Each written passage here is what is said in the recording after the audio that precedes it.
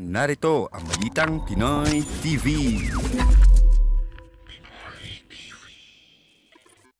Okay, magandang araw sa atin lahat mga kababayan, saan man panig kayo ng daigdig naron. Dito na naman tayo sa another episode ng ating vlogs. Pag-uusapan natin ngayon, ito po, no? Napaisip po ako dito po sa pinost ng isang, hindi ko alam kung vlogger ba to, ngayon ko lang narinig, pero tinignan ko po sa Twitter, panay mga Marcos yung ano niya, no?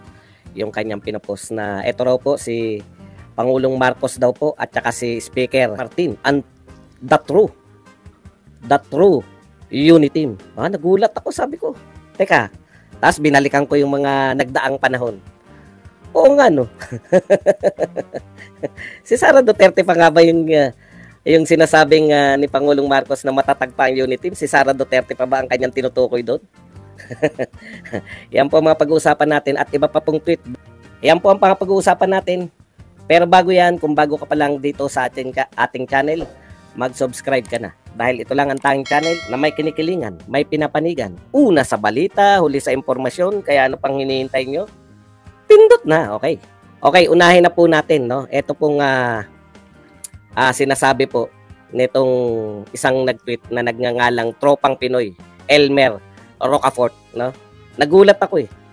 Tapos, nireview ko yung mga ilang sinabi ni Pangulong Marcos nung nakaraan. Teka, parang may katotohanan tong sinasabi nitong tao na to.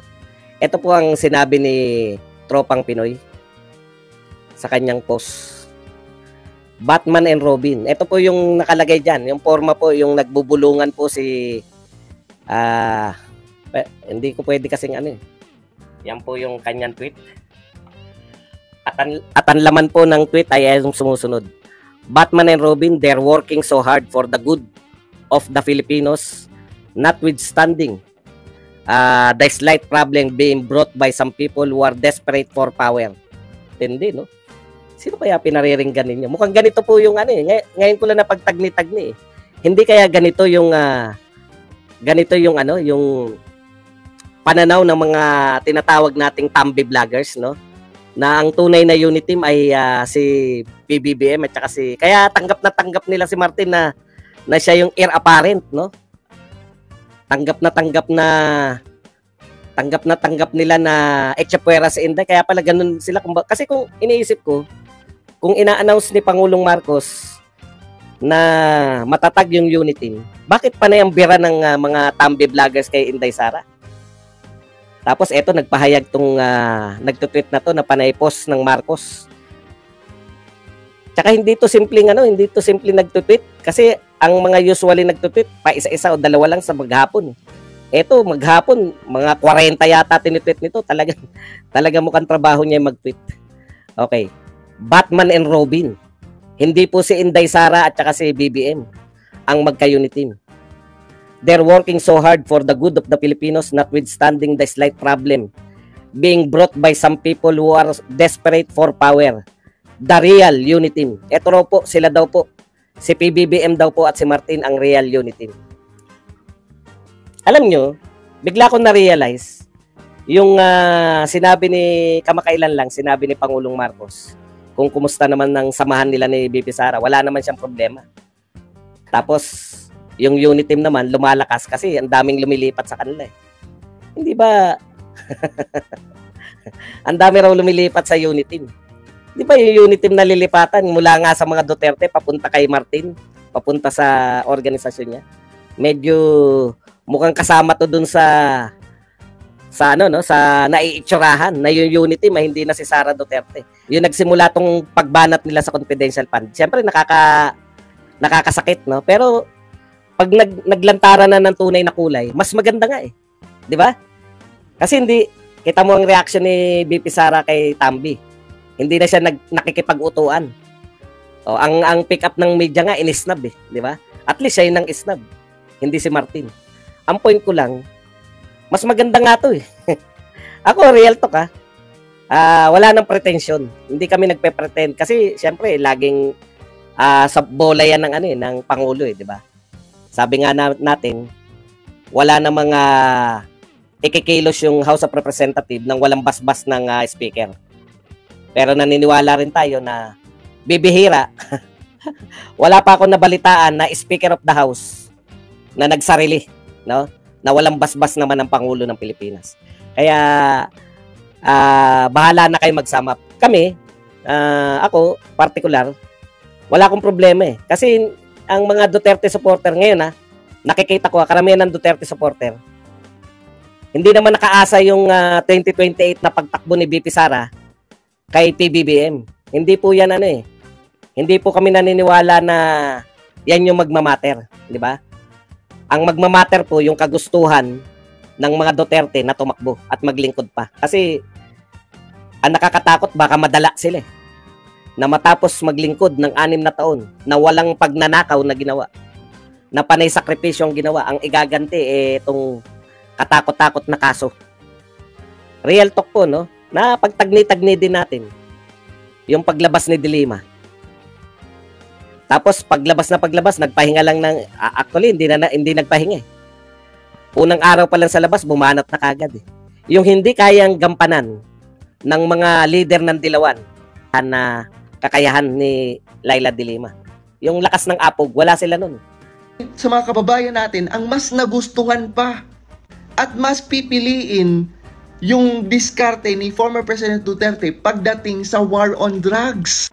Kasi sa totoo lang mga Lods, nasa ilalim yan nasa mamamayang Pilipino yan eh. Di ba tayo yung nakakaramdam kung epektibo or kung may nagawa talaga, no, ang namumuno.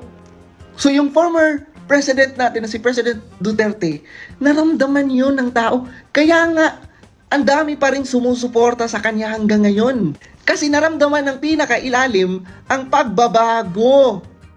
Mga Lods, basahin natin. Marami pang problema ang mga Pilipino na kailangang bigyan ng solusyon. Hindi eleksyon ang sagot sa sikmurang gutom. House Speaker Martin Romualdez. Hinggil sa patutsada ni dating Pangulong Rodrigo Duterte na may plano siyang tumakbo bilang Pangulo sa 2028. Grabe, no? Yung mga word na yun, sikmurang gutom, maraming Pilipinong nagugutom, laylayan, di ba? Sounds familiar. And sa totoo lang yung mga ganyang statement, yung mga ganyang pabida-bida at saka kadramahan, lumang tugtugin na yan no? Lumang tugtugin na yan, di ba, ng mga politiko. Kunwari, concern sa mga nagugutom. Kunwari, concern sa mga nasa laylayan. Kunwari, concern sa mga mahihirap. Yun pala, ginagamit na naman nila ang mga mahihirap, ang mga nasa laylayan, ang mga sikmurang gutom kuno. Ginagamit na naman nila, no, para makuha ang atensyon. Pero sa totoo lang mga Lods, never ito nanalo sila VP Inday Sara, si former President Duterte, and even Marcos, even President BBM, nanalo sila, di ba, by not using that word, no? Nanalo sila na hindi nila ginagamit, di ba, ang word na gutom, nasa laylayan, di ba? Nananalo sila sa eleksyon na hindi nila ginagamit ang mga mahihirap, hindi nila ginagamit, di ba, ang mga nasa laylayan. Kasi nga, kitang-kita nyo naman ang totoong serbisyo. No? Kitang-kita naman ng mga tao yung totoong serbisyo ni President BBM, no? Kahit at that time, no, dati na wala siya sa posisyon, di ba? Pero talagang tumulong siya. Tumutulong talaga siya.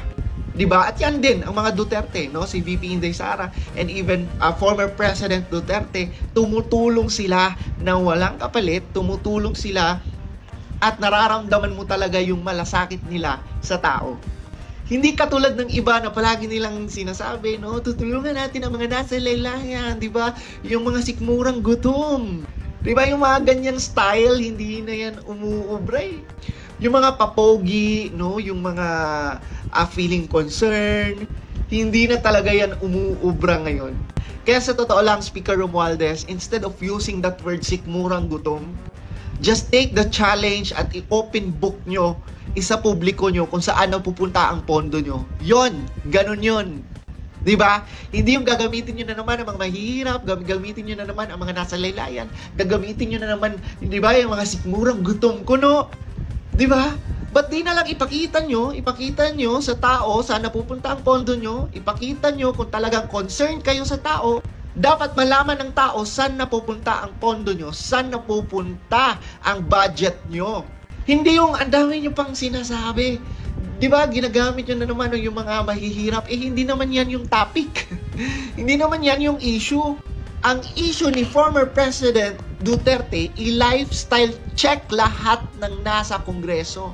Ang issue dito ni former President Duterte, i-open book at isa publiko nyo. Saan napupunta ang pondo nyo? Ha? Hindi issue dito. Di ba kung sino ba yung mga nagugutom? Ito na nga mga kabalita. Ano na ang masasabi nyo patungkol sa balitang ito? Please comment down below mga kabalita. Pag-usapan natin yan sa comment section. At kung di ka pa nakasubscribe sa ating channel, baka naman